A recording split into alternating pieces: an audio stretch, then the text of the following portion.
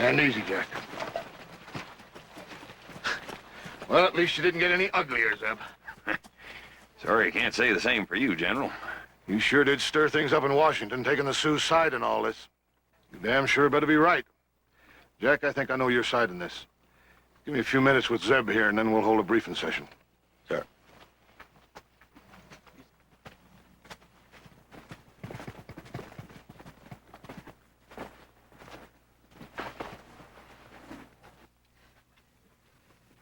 You know what it took, Zeb, to override Stone Cipher? Getting the Secretary of War out of bed at 4 o'clock in the morning and trying to convince him that some wild man by the name of Zeb Macahan knew more about this situation out here than the senior officer in the field. And that I owed said wild man a favor in that he once saved my scalp. Well, hell, Phil, I'm sure not trying to hold you to owing me any favors for that, but I didn't know how else to stop a massacre here. I sure appreciate you coming down and taking hold of this. Well, General Grant gave me full authority to use my judgment in the case. I'm going to try the best I can to avoid any bloodshed. Now, Zeb, you feel that this, Satang guy is a reasonable man? Known him a long time, General. He's not only a reasonable man, he's an honorable man. Good. Good. Zeb, I want you to take a clear look at the overall picture, not just the facts and a right or wrong judgment. When the Count of Kiev was killed, all hell busted loose back east. The Russian diplomatic corps boiled over. The State Department sent out apologies, including a presidential promise to see that justice would be done. And the newspapers. General, let me ask you something. Now, what would you have done if that feller had rode up to you and slashed you up alongside the face with that riding crop? Well, what I would have done is not the point. The point is that the Count delivered a blow which was an insult. Wasn't meant to maim or to kill. But he was killed for his act. And the government cannot close its eyes to an act of homicide committed in front of the military. General, I ain't asking anybody to close their eyes. The fact is, Satan guy didn't do the killing. Now, all I've been asking for all along is to bring in the Indian that did do it and have him stand trial. Well, I might be able to sell that. If the Count and his woman hadn't been kidnapped. Hell, they was on treaty lands and they was killing off the Indian food supply. Damn it, Zeb, they were kidnapped and they were taken to Sarankai and held as prisoners. Now, I want this kept in perspective. You're not going to hand me some faceless Indian to place on trial and expect the Russians will be satisfied that justice was done. I ain't trying to satisfy no Russians. Well, maybe you aren't, but I have to. And I have to satisfy the people in this country who are wondering what kind of an army they've got that permits kidnapping and murder of foreign visitors by the Sioux. General, are you saying we're back to punishing Satan guy and his people for something that was started by somebody else in the first place? Oh, I'm not saying that. Zeb, you and I are going to come to an agreement that's going to settle everything for all parties concerned. What kind of agreement you talking about? You and I both know, Zeb, that every military leader is responsible for the conduct of the men that he leads. That's an issue that we can't avoid. There has got to be a trial here. Something for this country and the whole world to hear about. Because if I settle the situation with anything less, this country is not going to stand for it. On trial for what? On trial for doing a lot less, perhaps, than I would have done in his place. It's a damn sight cheaper price to pay than having those mountains strewn with the bodies of all of his people. Now, hear me out. I will use all the influence I've got to make sure that the sentence he gets is just a slap on the wrist. Say, 2 years in a military prison. 2 years? And I'll give you my personal promise to recommend a full pardon inside of 1 year. General, putting Satan guy in prison would be the same as a death sentence for him. Damn it, Zeb. I'm giving a 90% concession here. I'm not getting a nickel back from you. General, putting Satan guy on trial would demean his people. And more than that, you're just going to make all the Indians out here madder than they are now because of the behavior of the white man. Zeb, those are my final words. You go to Satangai, and you give him those terms. If he'll surrender and stand trial, this matter ends. And his people will be permitted to go back to the Black Hills with the treaty still in force. There's got to be another way. There isn't.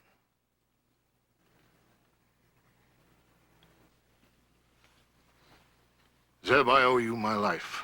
So believe me when I tell you that the terms I'm giving him are the best that he's going to get. The alternative war, with the white and red men killing each other before the sun sets tonight. And believe me, Zeb, that guy knows that there's got to be a price paid here. Yeah. And he damn sure knows it's his side always does the paying. Well, no matter how we feel about it, the final decision is up to that guy. He's got to decide if what I'm offering is a fair exchange for the lives of all of his people. Tell him he can think about it overnight.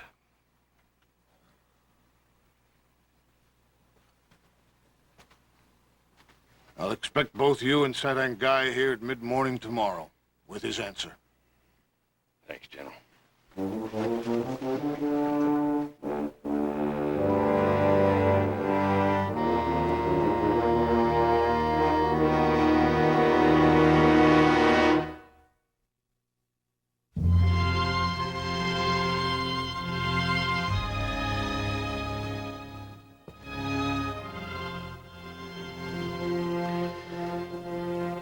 My sun is set.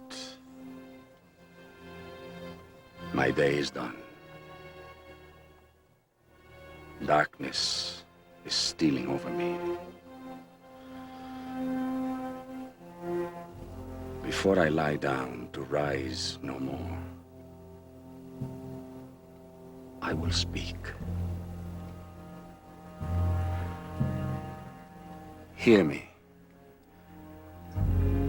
You, Great Spirit, made us and gave us this land we live in. You gave us the buffalo, antelope, and deer for food and clothing.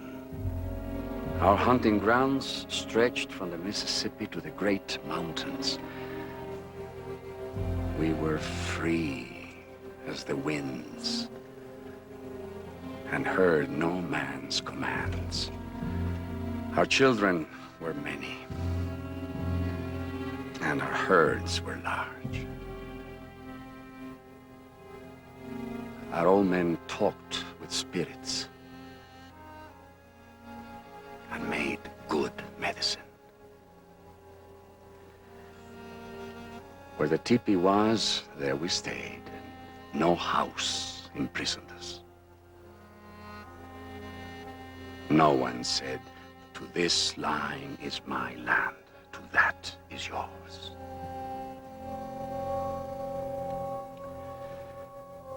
Then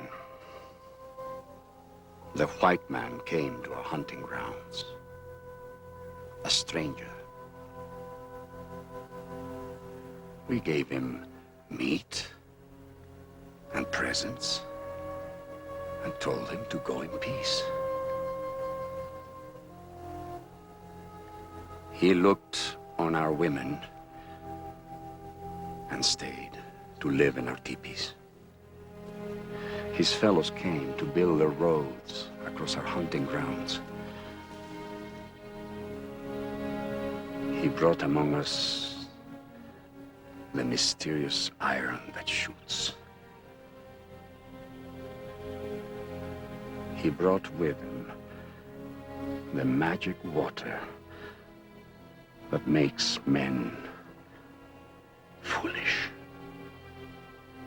I said, the white man is not a friend. Let us kill him.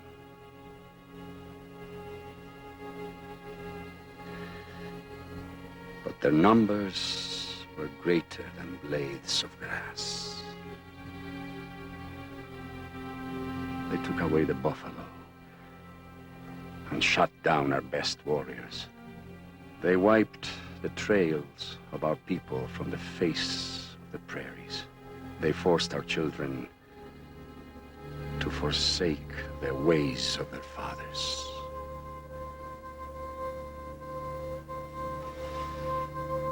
When I turn to the east, I see no dawn.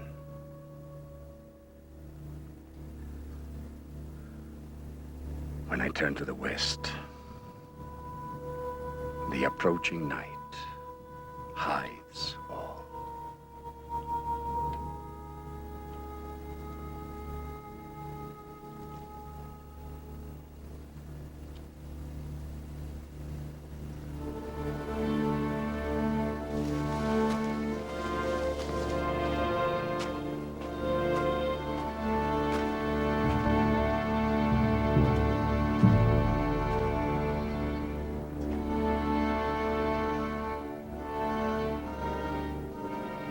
I have thought much about the words of the White War Chief.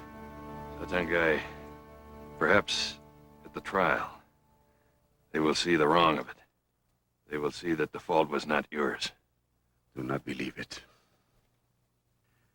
They judge me for the death of that man. They are clever. I am a heart to the body of my people. Therefore, they say this. We give you this choice. We will attack your body if you do not entrust to us your heart.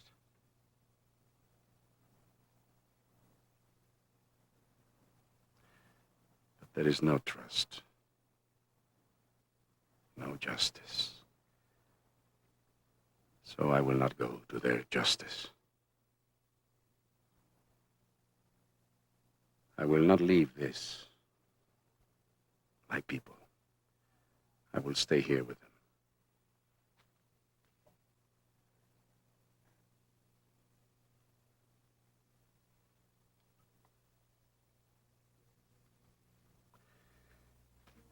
You are my brother, White Eagle. This will never change. It will never change. It will be so one day. In another life. We shall greet each other again.